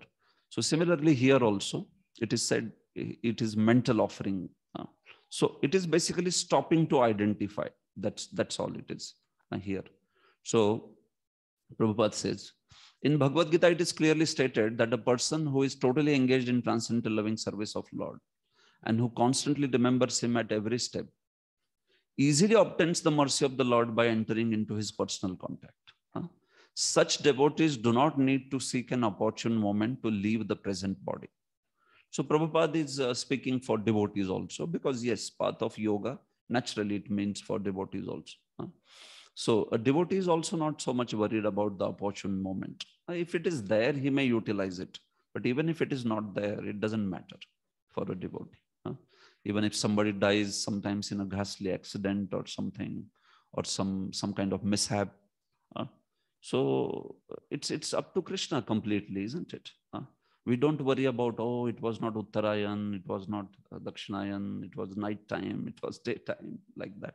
It's completely transcendental. These factors don't have control over a devotee or the follower of Uttama Bhakti, the path of Uttama Bhakti process. So Prabhupada is saying this aspect even for devotees. Like that. Prabhupada says, those who are mixed devotees, alloyed with fruitive action or empirical philosophical speculation, they require an opportune moment for quitting his body. So these are the ones which are like karma mishras, meaning bhakti mishra karma, those who follow the path of karma kand and such people, pitra yajna or deva yajna meaning especially those who want to go to heavenly planets, such people. So what Krishna shows in Bhagavad Gita by Pitriyan, that path, they need this. But for a yogi, this is not so much a concern. Text 16. Manah swabuddhya malaya niyamya kshetradnya etam ninayet tamatmani atmanam atmanya varodhya dhiro labdho pashantir virameta krityat. Thereafter, the yogi should merge his mind by his unalloyed intelligence into the living entity, and then merge the living entity into the super self. And by doing this, the fully satisfied living entity becomes situated in the supreme stage of the satisfaction, so that he ceases from all other activities. So you see here Prabhupada is speaking in merging, in terms of merging. You understand now? So the yogi should merge his mind. So senses have been merged in mind. Now we are with mind, right? So yogi should merge his mind in what? Manah swa buddhya amalaya niyamya. Yogi should merge his mind in swa buddhi, in the intelligence. Meaning he should take the mind and say to the intelligence that, take this mind. I don't want it like that. I want to completely identify myself with buddhi. Buddhi, which is focused on the Supreme Lord, Paramatma. So stopping any identification with mind. So that is a mental offering. Manah swabuddhya malaya niyamya. So he merges his mind in buddhi. It's a mental merging, mental offering. And then he merges that buddhi in kshetradnya. Kshetradnya etam. Okay, so in kshetradnya, in the soul, he merges this buddhi, meaning he takes the buddhi and offers it to the kshetradnya, to the soul. So kshetradnya is that soul which is having body and which is basically not body, but here, which is witness of the buddhi, which possesses the buddhi. But further than that is the pure soul, which is Atmani. So that's why he takes, it is said, he takes a soul which is identifying or which is witnessing buddhi and merges into pure soul, the soul which has nothing to do with material world. So he identifies himself, he stops himself identifying even as a soul which has buddhi. No, pure soul, which is even devoid of buddhi. That is Atmani, Tam Atmani. And then he takes that Atma, and that Atma he merges into Atmanam Atmani Avarudhya. So this last Atmani refers to Brahma. It refers to Brahman. He takes his own soul, which is, himself, which is the pure soul, and he identifies that with Brahman. He wants to extinguish all his identity and wants to think that he is actually one with that Brahma. Atmanam Atmani avarudhya dhiro. So his complete identification is going to stop now. He doesn't identify with anything like mind or senses or like that. So this stage is called as Labdhopashanti, which is Jivan Mukta stage, where he has stopped identifying with anything of this world. So because it is Labdhopashanti, because it is Jivan Mukta, so he stops from any activities, actually, complete Virameta Krityat, because one who is Jivan Mukta doesn't have to do any activity, right? So that's why it is said here that he stops from all the activities in this way. See, Vishwanath Chakravarti says here that Mano Buddho Pravilapayet. मन को बुद्धि में प्रविलित कर दीजिए. One should make his mind merge in his buddhi. Then this buddhi into kshetrajna. So what is this kshetrajna? This is buddhyadi drashta, meaning one who is witnesser of buddhi, that kshetrajna.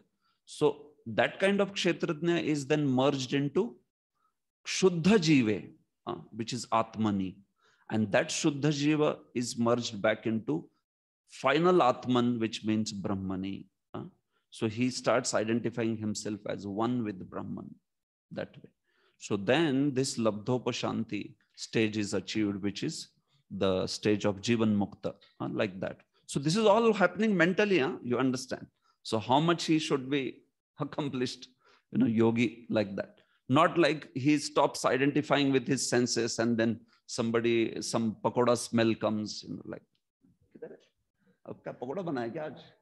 it's not like that. You understand? Identification means at that level finished then. He's not going to identify with anything further. So it's all a mental thing. But such powerful meditation thing is there that by that those particular sense objects, he is becoming completely indifferent. Pakode ke smell se gaya to finished. Then he has to again practice his process, and he has to come to the level, get rid of all those. Merging hua hi nahi phir, right? No merging happened. So it's like that. So here in this case, he is like that, where he has merged back all the elements into the next element. Element meaning mana or buddhi or like that, and this way. So this is called as Labdhopashanti or Jivan Mukta state, like that. So Prabhupada, he says, the functions of mind are thinking, feeling, and willing. So Prabhupada says when mind is materialistic, it will get into nuclear weapons and all such destructive things. But when the mind acts under the spiritual urge, it acts wonderfully for going back home, back to Godhead. So he's saying manah swabuddhya niyamya. That is what he's talking about. We should bring that mind under swabuddhi. We should make that mind follow the scriptures' injunctions. That is what he is referring. So therefore, the mind has to be manipulated by good and unalloyed intelligence. Perfect intelligence is to render service unto the Lord. That's the perfect intelligence, that way. So then Prabhupada talks about further things, that how otherwise, these aspects of buddhi being merged into the kshetrajna being merged into shuddha jiva being merged into the Atman or Brahman.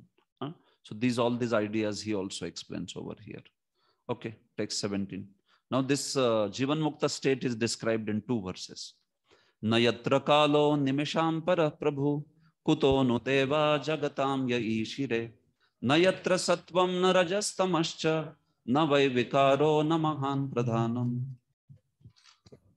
In that transcendental state of Labdhopashanti, there is no supremacy of devastating time, which controls even the celestial demigods, who are empowered to rule over mundane creatures. And what to speak of any supremacy of the demigods themselves. Nor is there the modes of material goodness, passion, or ignorance, nor even the false ego, material causal ocean, or material nature. Yeah. So in that particular stage of Jivan Mukti, now the yogi is in, it is said that na yatra kalo animisham parah prabhu. And now there will be no influence of kala. And he is now becoming completely free from influence of kala because he is Jivan Mukta. So in that particular state, it is said the kala cannot influence him. What to speak of devatas? Stopping all identification only. So what sense devatas and how they will influence and all that. So the influence of Kala, the time or the heavenly demigods and all that is in that case is not there. Na yatra sattvam na rajas tamascha.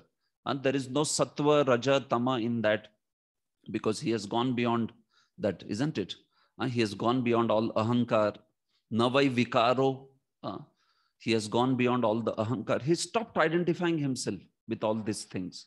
So that's why in this stage, although he has material gross body, what is the point? Now he is Jivan Mukta, so he has stopped all the identification. So that's why these things are to be said to be absent in him. Navai vikaro, there is no ahankar, na mahan, na mahatattva, pradhanam, no pradhan. He is not identifying himself with anything. See, all these elements, just as they are there at the creational level, they are there in the body also. Satvarajatama, Mahatattva, Pradhan, that which is there in Brahmanda is also there in the Pinda. So he is not himself, not at all identifying with any of these things. So that is what is spoken over here. As a Jivan Mukta, he stops identifying with all these things in his own body, in his own existence. So this way. So that is why now he is just ready to give up the body. Once somebody becomes Jivan Mukta, he has to just quit the body. As soon as he quits the body, he will achieve the highest, whatever, liberation, depends. It is Brahman or it is going back to the spiritual world. So Jivan Mukta means finished now. He doesn't have anything that will bind. He will not have any influence of Kala, Karma or anything like that way. Only from Jivan Mukta stage, somebody can fall if he develops a offensive mentality towards the Supreme Lord. He starts thinking that, oh, Paramatma that I was meditating is actually Maya or something like that. Then from there also, Dhram, they will fall. So that is only the meaning of Aruhya Krishnayana Parampada Patanti Adha. Like that. That's the meaning. So this is what. So Prabhupada says, Prabhupada explains these words like Gunatita, somebody is beyond the material modes of goodness, passion, and ignorance, and how process of bhakti helps one to go beyond that. So these are the generic themes that Prabhupada speaks. I'll not get into much details of this. Prabhupada says here one thing, such transcendentalists are of two types, namely the impersonalists and the devotees. For the impersonalist, the ultimate goal or destination is Brahmajyoti. But for the devotees, the ultimate goal is Vaikuntha planet. Why? Because sometimes some devotees also use this process to give up body. Those who are accomplished yogis, devotees, they can also use this particular process to give up the body. So that's why this can also apply to a devotee, this particular series of verses. If they become accomplished yogis like that, there were many, right? Who can leave that body. Even in South Indian tradition, there are many devotees who are like that, who live with Shat Chakra Yoga practicing, and Brahmarandra, the soul comes out and they go back to the Vaikuntha, spiritual world, this way. So Prabhupada is saying that. So that aspect he is addressing also. Text 18. Param padam vaishnava mananti tat yanneti netitya dutsisrikshava visrajya dauratme mananya sauruda rudopagurya hapadam pade pade.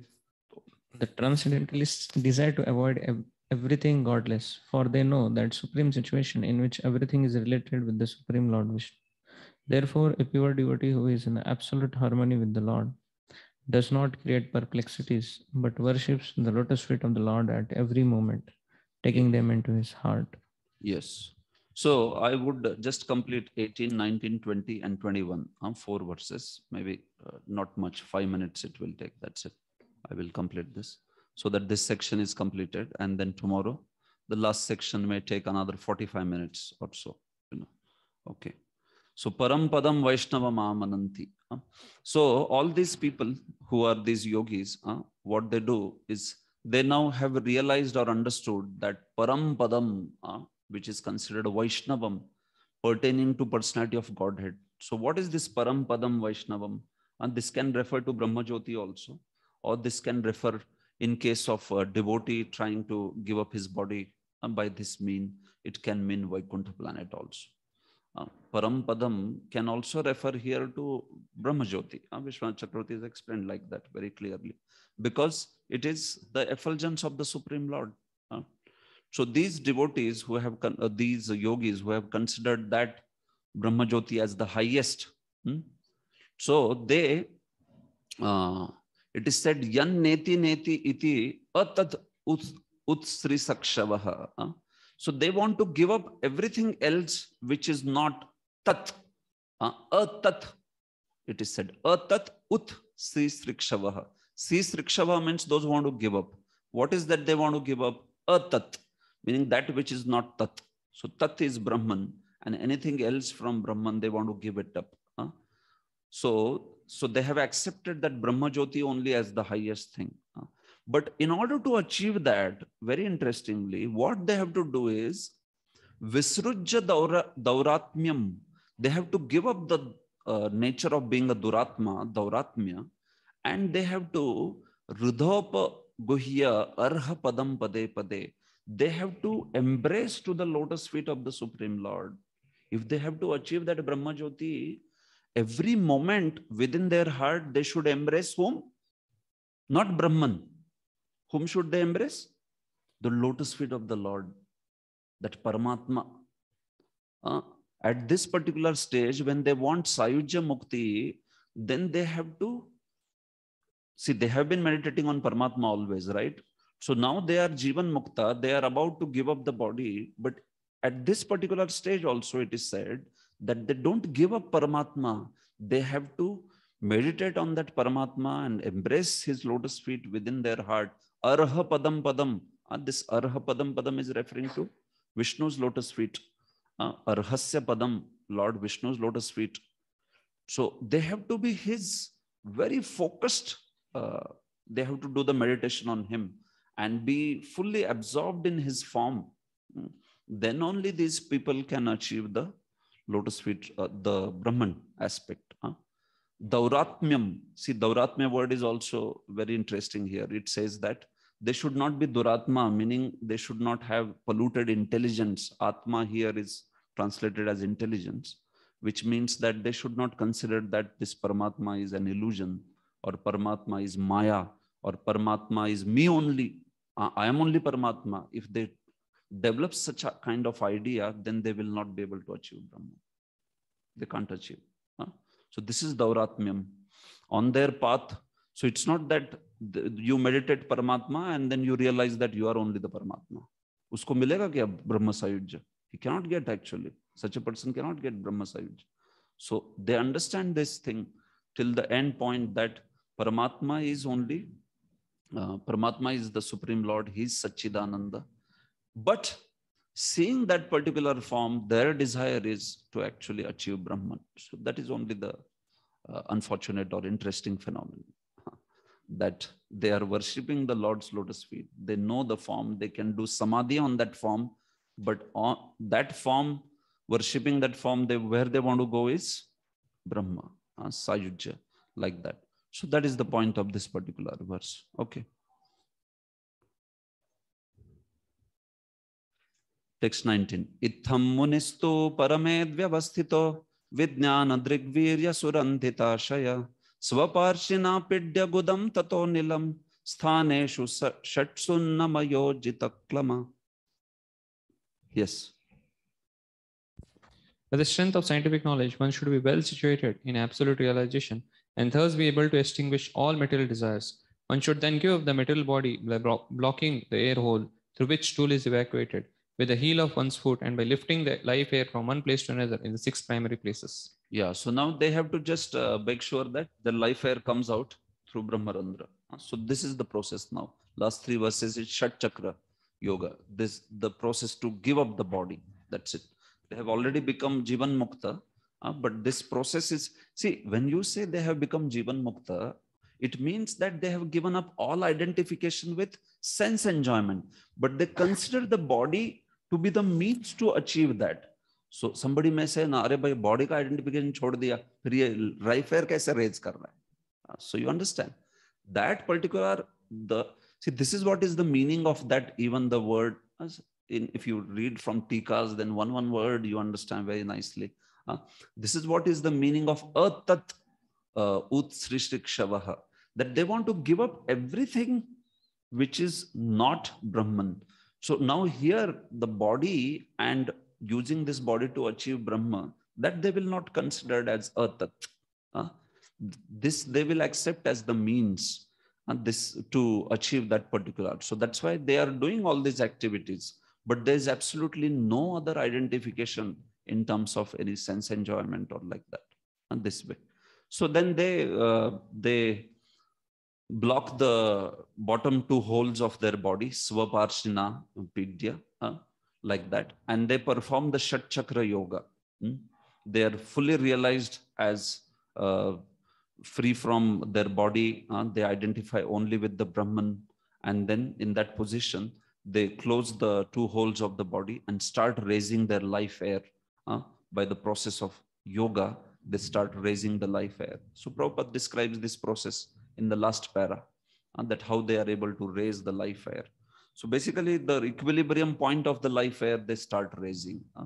So right from the bottommost Muladhara Chakra to Swadhisthana and to further Anahat, Manipurak, and then Anahat, and then Vishuddha Chakra, and finally Ajna Chakra. And like that, they are raising all the equilibrium point. So when you raise the equilibrium point of the air, naturally the soul is rising also, isn't it? Because soul is floating on the equilibrium point of all the airs. Okay.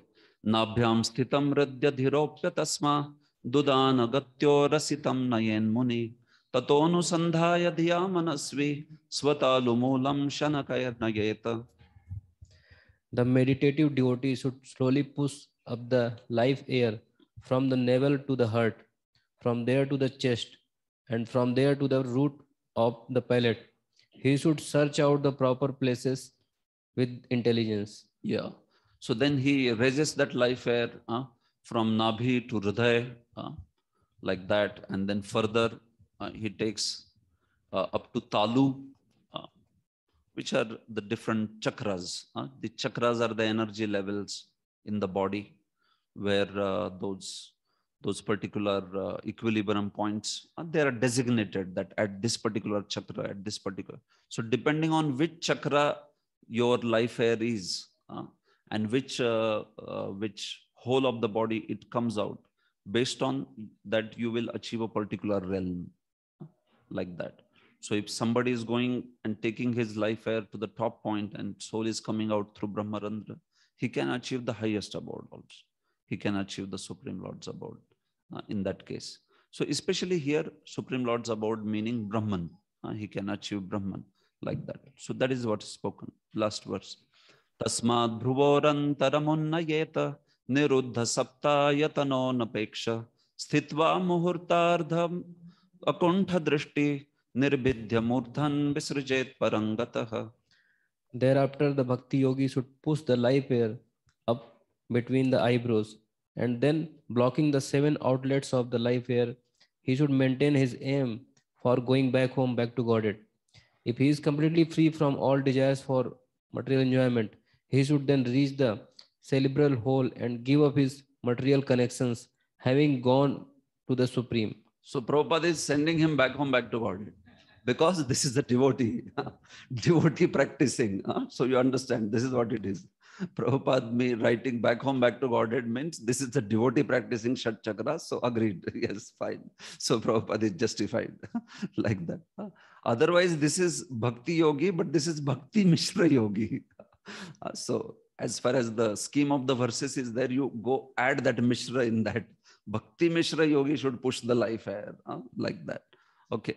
So that's how he should take it, the life air further. From Talu, he takes it to the further to the Ajna Chakra, meaning in between eyebrows, he brings it.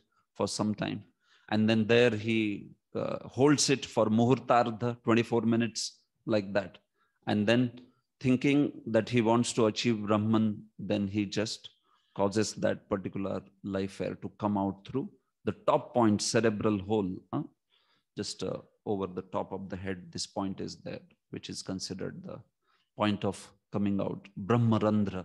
So he pierces it open, and then the soul achieves Nirbhidhyam urdhan visrajet parangataha, and the soul achieves Brahma. It goes and merges into Brahman, Brahma Jyoti, like that. So that is the process. If he is a bhakta, then such a bhakta will achieve Vaikuntha. That's what the point is. So that's why Prabhupada explains the whole context of verse as devotees. This way. Second para also, he says Vaikuntha Loka, that such a devotee can achieve Vaikuntha Loka. Yes. Okay, so tomorrow we'll continue for Krama Mukti. Hare Krishna. Granthra Srimad Bhagavatam ki jai. Srila Prabhupada ki jai.